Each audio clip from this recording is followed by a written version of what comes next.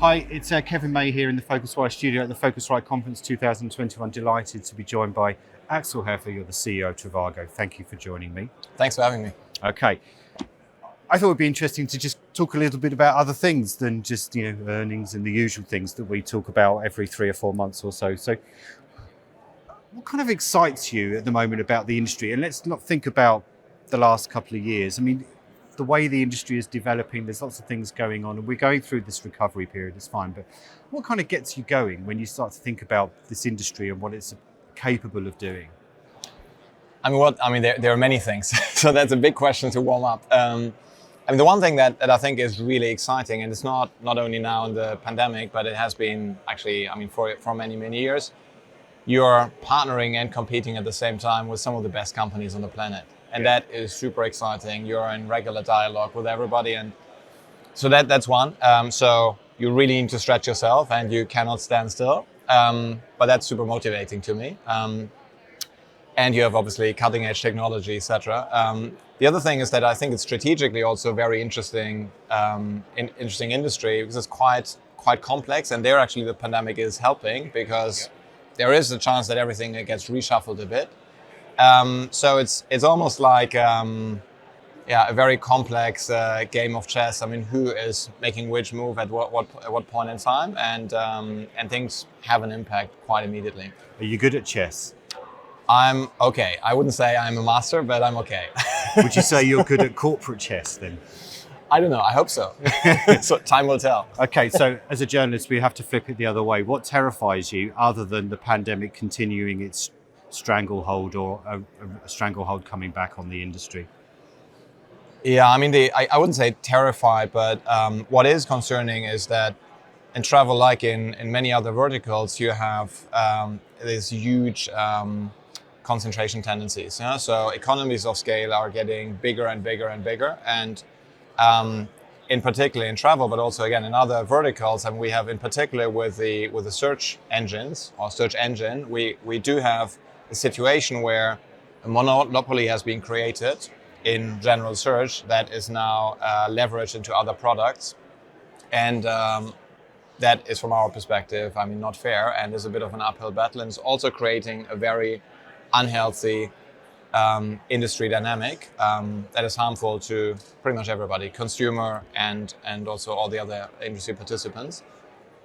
That is concerning. I wouldn't say terrifying, but that's concerning. There are various moves in play around that. Which ones do you support? Which things do you think should be done to ease that monopoly? Is it European Commission investigations, things like that, or is there something else? It's like in any other business. If you have a monopoly, you can do one of two things. You can either break it up or you can regulate it.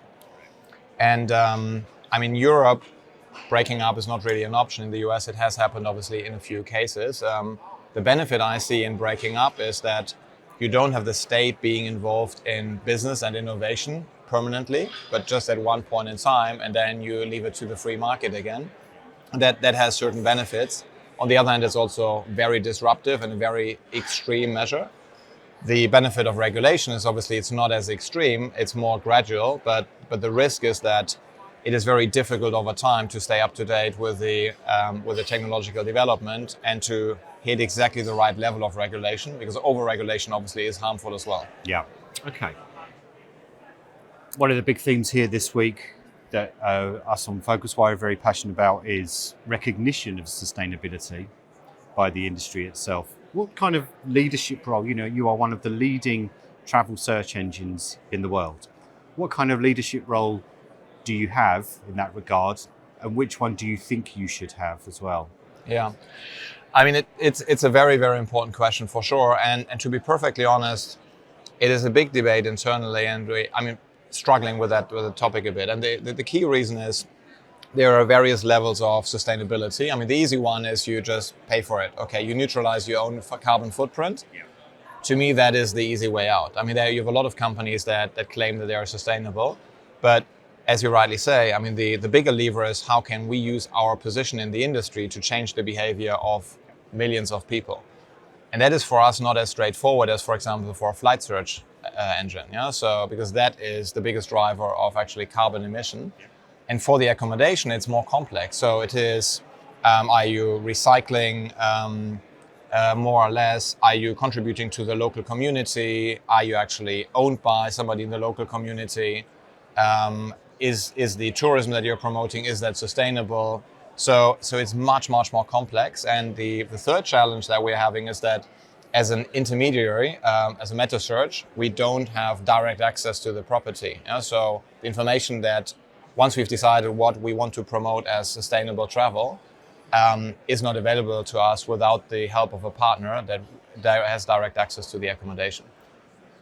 Do you see a time where, and generally, and maybe specifically to do with Trivago, where you would actually start, maybe delisting is a really extreme one, but where you would deliberately order your search results for hotels based on their eco-friendliness or something like that? Again, it's taking a leadership role as in a way that you can have an influence. Is that something that you would consider possibly? So, I mean, we very much believe in empowerment, and we don't take a decision on behalf of our users. We give transparency. And so, from my perspective, the ideal solution that we can contribute is by basically giving transparency and allowing, for example, for a ranking based on that, based on sustainability index for those users that are focused on sustainability.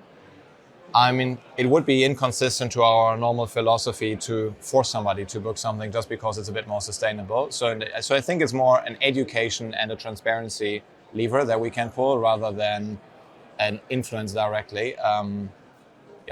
Okay, but that's the interesting part of this debate around companies showing leadership, is that if the situation is as dire as, depending on which scientists and organisations you listen to, if the situation is that dire, perhaps it can't be left to consumers to make the decisions. It should be left to brands as a whole or the industry as a whole to act as one and in a leadership kind of role.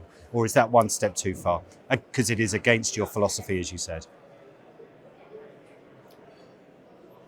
Yeah, I'm not sure. I mean, it's a slippery slope. Yeah. So once you start to take the decision on behalf of your user, where do you start and where do you stop? So I wouldn't rule it out completely, but you have to be very, very careful once you get into that territory. Yeah. Because we also believe, obviously, in liberal societies. Yeah. So and there is a danger. Yeah. Yeah. Okay. Do you think meta search is sewn up? By which I mean, for yourselves, Skyscanner, who you were on stage with here this week as well, Kayak in the US, brands in Asia Pacific as well. Is that kind of market found its corners now? Or I suppose you're quite right to say we should always look out for a new competition, but it hasn't really changed in terms of the big brands for quite some time. I mean, the industry overall is maturing. I think that is a fact. I mean, while we've seen significant double-digit growth rates just 5 years ago, we are now single-digit. I mean, okay, now obviously we are back to double-digit, hopefully for next year. But if you neutralize for the pandemic, we are more in single-digit territory. And an industry that is maturing has obviously different dynamics. So one change in dynamics is that the users are getting more and more sophisticated and understand better and better what their needs are. So on the consumer-facing side, you have more segmentation, and that can be offered by few companies or by many. That very much depends on the industry structure and dynamics. However, in digital businesses on the back end, there are huge economies of scale, and that's also why we in the pandemic have started to work on solutions that we can offer actually also to competitors and to other players in the industry to allow them to benefit from economies of scale without giving up their end user value proposition. Such as some of the things you can do. So, for example, we signed a deal with Petal Search, so the search engine that has been developed by Huawei, where we are giving Petal Search access to our ranking and also our results and also our prices, or the prices of our partners. So they can basically offer the same product that we are offering integrated into their core product without signing up anybody individually, without any own connectivity, without own invoicing. So that's all done by us. Right, okay. And last of all, Axel, if we can, I mean, you aren't one of the original founders of Trivago. You came in as the CFO and now the CEO. Are you quite envious that you weren't there at the beginning of Trivago and having to do all that crazy unraveling that startups have to do, or do you much prefer running a mature business that kind of, I wouldn't say runs like clockwork, but it's got operations and procedures in place? I'm not sure that one is better than the other. Yeah. I mean, obviously, if you're in the early days of a company, there's also more risk that you're taking. On the other hand, I mean, in particularly in today's market, you have access to unlimited funding. So you don't need to worry about your P&L, and you don't need to worry about the efficiency of your marketing too much, which is obviously very different once you are public. You're under huge scrutiny. So, but then you've got more stability, you've got just different challenges. Yeah. So, I mean, both are okay, but they are different packages. Yeah. Okay. And we interviewed Rolf for our How I Got Here podcast earlier this year, and it was terrific. The backstory of how they came up with the idea and those early couple of years. And he said, it's pretty wild some of the things that used to go on. So it's interesting. So Axel Hefer, CEO of Trivago, thank you for joining us. Appreciate it. Thank you.